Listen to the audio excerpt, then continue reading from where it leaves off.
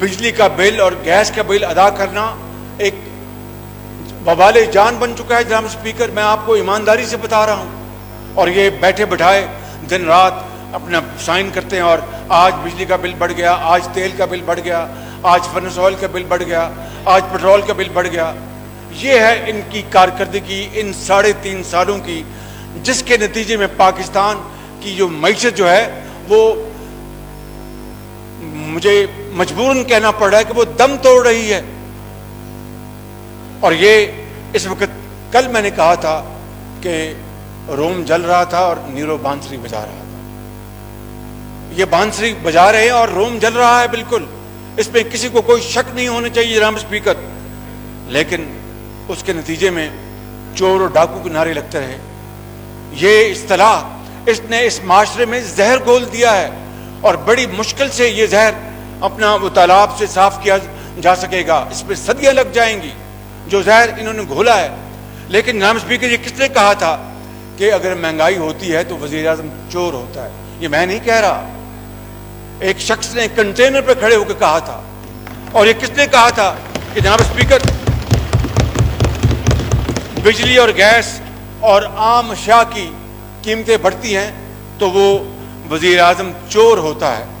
कौन था वो शख्स जो कहता था कि अगर बिजली की कीमतें बढ़ेंगी और तेल की कीमतें बढ़ेंगी, डीजल की कीमतें बढ़ेंगी तो वजीर आज़म चोर होगा? ये नवाज शरीफ ने नहीं कहा, ये शाहिद अब्बासी ने नहीं कहा, ये एक ऐसा शख्स है जो कि दिन रात कंटेनर पर खड़े होकर ये बातें करते थे। आज भी हमें ज़ेब नहीं देता कि हम ये अल्फाज अपने मुंह में लेके आए। जनाब स्पीकर, मैं समझता हूँ कि ये इनकलाबी बयानात इमरान नियाज़ी ने दिए थे और ये IMF से अगर जाएंगे तो मर जाऊंगा, IMF के पास नहीं जाएंगे। अब ऑनरेबल मिनिस्टर जो फाइनेंस है, इनकी खदमत में मेरी गुजारिश है कि अपने वज़ीर आज़म को तकड़ा करें। वो क्यों घुटने टेक रहे हैं? क्या क्या मुसीबत पड़ गई है कि वो घुटने टेक रहे हैं IMF के आगे? खड़े हों और कौम के मफाद के लिए खड़े हों तो हम उनके साथ हैं। हम तमाम इख्तिलाफात भुलाकर अगर ये शराइत जो उन्होंने दी हैं अगर वापस ले तो हम उनके साथ हैं और इस बिल में हम वोट देंगे अगर ये अमेंडमेंट वापस विड्रॉ करें।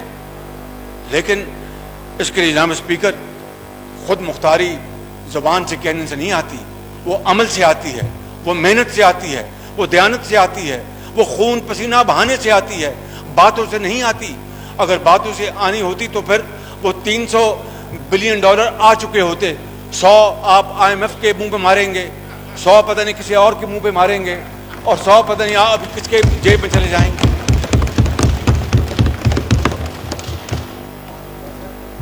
जहां स्पीकर, गुजारिश ये है कि ये 180 अरब रुपए IMF से लेने के लिए तरले कर रहे हैं। अगर इनमें हिम्मत हो, अगर इनमें एक जज्बा हो, शौक हो, कमिटमेंट हो, तो फिर ये इस हाउस में खड़े होके तमाम पॉलिटिकल पार्टीज को कहेंगे आए, ये हम $1 बिलियन के लिए IMF के मिन्नते तरले कर रहे हैं और उनके साथ ऐसी शराइत हम अपने एक्सेप्ट कर रहे हैं जिससे कि पाकिस्तान की खुद मुख्तारी और आज़ादी पर बहुत बड़ा धचका लगेगा। हम खुद इकट्ठे करते हैं, सूबों के साथ बात करें। सूबे जो हैं वो पाकिस्तान की इकाइयां हैं, सूबे पाकिस्तान का हिस्सा हैं, सूबों से पाकिस्तान बनता है। जनाब स्पीकर, ये उनसे बात करें।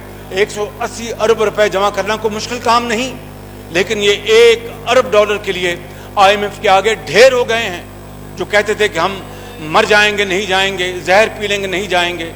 और जनाब स्पीकर, आज पाकिस्तान महंगाई के लिहाज से दुनिया में तीसरे नंबर पर आ चुका है। Third country on the globe जिसमें महंगाई सबसे ज्यादा है पाकिस्तान। और जिन्होंने कोविड की उन्होंने दवाइयां भी बनाई, इंजेक्शन भी लगाए, वो कोविड के ज़माने में वो अपनी GST, इस इन्फ्लेशन के ज़माने में GST को कम कर रहे हैं। और हमारी हुकूमत GST जो है वो हर तरफ, नौज़ायदा दूध पीते बच्चों के दूध के ऊपर भी अब GST लगाया जा रहा है। अंदाज़ा करें आप जनाब स्पीकर, मैं उसके बारे में अभी आपको बताऊंगा। लेकिन کتنا ظلم ہے کہ کوئی ان کو پوچھنے والا نہیں, کوئی ان کو اپنا ڈانٹنے والا نہیں, کوئی ان کو سمجھانے والا نہیں, ان کو کوئی مت دینے والا نہیں کہ آپ کیا کر رہے ہیں. آپ مہنگائی کا یہ طوفان جو لے کے آ رہے ہیں, مجھ سے نوزائیدہ بچے, شیرخوار بچے, میں شروع میں عرض کر چکا تھا, میں اس کو نہیں دہراؤں گا, just for the sake of your refreshing our memories, کہ 2018 میں ہمارے پاکستان کی جی ڈی پی 5.8 پہ ہم چھوڑ کے گئے, اور لاکھوں لوگ روزگار پہ آئے, اور پاکستان خدا کے فضل کرم سے لوڈ شیڈنگ مکمل طور پر ختم ہو گئی. جناب اسپیکر, آج آپ دیکھتے ہیں کہ 2 کروڑ لوگ اس وقت جناب اسپیکر خط افلاس کی گہری غار میں دھکیلے جا چکے ہیں, اور 60 لاکھ لوگ بے روزگاری میں ان کا اضافہ ہو چکا ہے. یہ 50 لاکھ گھر بنانے والے اور 1 کروڑ لوگوں کو نوکریاں دلوانے والے یا روزگار دلوانے والے 60 لاکھ لوگ جو ہیں مزید وہ بے روزگار ہو چکے. گھر بننا تو بڑی دور کی بات ہے, وہ اگر شوکت ترین صاحب کو اس پہ لگا دیتے, ان کی بڑی ایکسپرٹیز ہے, تو شاید کوئی ایک آدھ گھر بنا لیتے. انہوں نے تو ایک اینٹ نہیں رکھی, ایک اینٹ بھی جناب اسپیکر, اور یہ کہتے ہیں کہ ہم پاکستان کے عوام کے ہم خیر خواہ ہیں اور ریاست مدینہ کی دن رات بات کرتے ہیں. زیب نہیں دیتا, خوف آتا ہے مجھ خطا کار کو کہ میں ریاست مدینہ کا نام لوں اور اس کے نام پر وعدے کروں اور دن رات یوٹن ماروں اور جھوٹ بولوں اور قوم کے ساتھ غلط بیانی کروں. یہ کبھی نہیں ہوا جناب اسپیکر. دیکھتی آنکھ نے اور سنتے کانوں نے اس طرح کا منظر پہلے کبھی نہیں دیکھا. میں آپ کو یہ عرض کرنا چاہتا ہوں کہ ہمارے زمانے میں 47 سال میں مہنگائی سب سے کم درجے پہ تھی, 2.3% پہ تھی, اور جناب اسپیکر 4,800 ارب روپے پہ ٹیکس کلیکشن ہوئی ہمارے زمانے میں 2018 میں.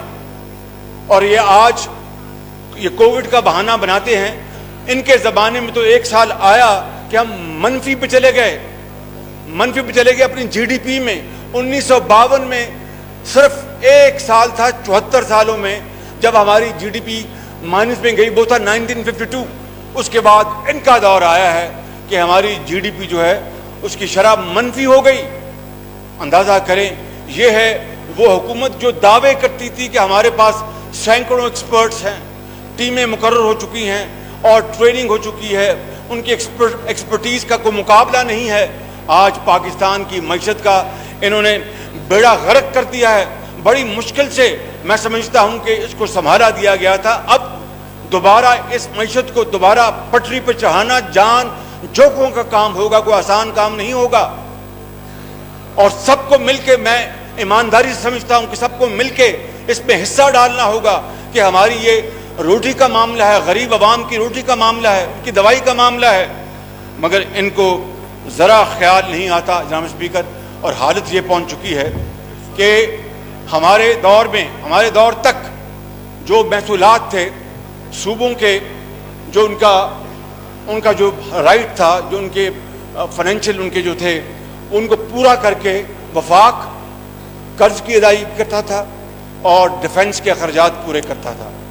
آج حالت یہ پہنچ چکی ہے کہ نیشنل فائنانس کمیشن کے تحت جب آپ صوبوں کی ان کی ادائیگی کر دیں ان کی صوبوں کی, تو اس کے بعد آج جو صورتحال ہے وہ قرضے ادا کرنا اور ڈیفنس کے اخراجات پورا کرنا جان جوکوں کا کام ہو چکا ہے. ان کو ڈیفنس کے لیے کم سے کم 30-40% قرضے پکڑنے پڑیں گے ان کی ضروریات پوری کرنے کے لیے. تو جو میں سمجھتا ہوں کہ ملک اپنی معاشی سیکیورٹی کو کمزور کر بیٹھے, اس سے زیادہ بڑا خطرے کا کوئی اور لمحہ نہیں ہو سکتا. اس لیے میں جناب اسپیکر یہ میں آپ کی سماع خواہشی کر رہا ہوں اور آپ کے ذریعے, آپ کے توسط کے ذریعے میں اس ایوان کی خدمت میں یہ بات عرض کر رہا ہوں کہ ان کے ہوتے ہوئے پاکستان کی جو معیشت ہے, پاکستان کی جو سیکیورٹی ہے, وہ یہ سیکیورٹی رسک بن چکے ہیں.